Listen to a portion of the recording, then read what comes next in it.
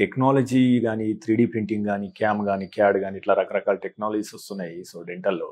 From the last 20 ఇయర్స్‌లో ఎట్లా అభివృద్ధి చెందుతూ వస్తుంది? ఇప్పుడు ఉన్న అధునాతనమైన టెక్నాలజీ ఏంటి? దీని ద్వారా ఈ డెంటిస్ట్రీ అనేది ఏ రకంగా మారుతూ వచ్చింది?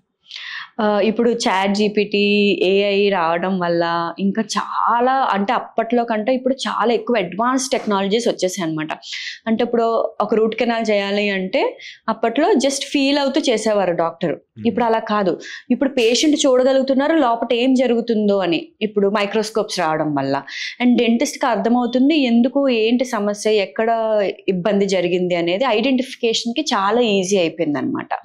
అండ్ ఇప్పుడు మీరు అన్నట్టు క్యాడ్ క్యామ్ ఇవన్నీ అనుకుంటే అప్పట్లో ఒక క్రౌన్ పెట్టి అంటే ఇప్పుడు అచ్చు తీసుకొని అది ల్యాబ్కి వెళ్ళి మళ్ళీ రావడానికి ఒక వారం రోజులు టైం పట్టేది.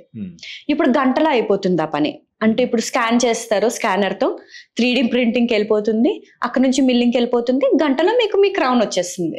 అంటే మీకు జస్ట్ ట్రీట్మెంట్ అయ్యి ఇక్కడికి వచ్చి ఒక కాఫీ తాగే లోపల మీకు క్రౌన్ కూడా ఒకే రోజులో మీ ట్రీట్మెంట్ అంతా అయిపోతుంది. డెంటిస్ట్ చుట్టూ మీరు ఒక 4-5 అపార్ట్మెంట్స్ అన్ని రెడ్యూస్ అయిపోయాయి అనమాట అవి.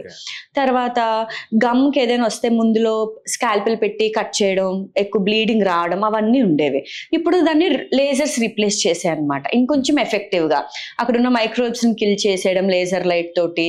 తర్వాత అసలు అక్కడ బ్లీడింగే రాదు. సో ఇంటికి వెళ్ళిన తర్వాత కూడా మీరు ఫుడ్ నార్మల్గానే తీసుకోవచ్చు, బ్లీడింగ్ లేదు కాబట్టి ఇట్స్ ఈజీ. తర్వాత ఇంప్లాంట్ సిస్టమ్స్లో కానీ ఏదైనా పెట్టాలి అంటే అప్పట్లో చాలా ఇబ్బంది పడేవారు. ఇప్పుడు అవన్నీ చాలా ఈజీ అయిపోయి అనమాట. అంటే ఇంప్లాంట్ ఎక్కడ పెట్టాలి, ఏ ప్లేస్లో పెట్టాలి అవన్నీ గైడెడ్ వచ్చేసాయి. తర్వాత కెనాల్ లోపట ఎలా ఉంది, ఎముక లోపట ఎలా ఉంది చూడటానికి ముందులో ఓన్లీ ఒక్క ఎక్స్రే ఉండేది అనమాట, విచ్ ఇస్ 2 డైమెన్షనల్ ఎక్స్రే. దాని నుంచి మీకు ఎక్కువ ఏం తెలియకపోవచ్చు.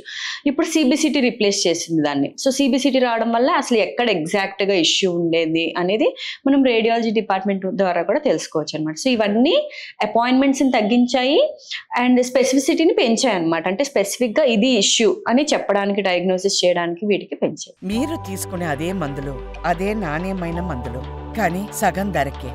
అవును, మెడ్ ప్లస్ బ్రాండ్స్ పై 50 to 80% తగ్గింపు.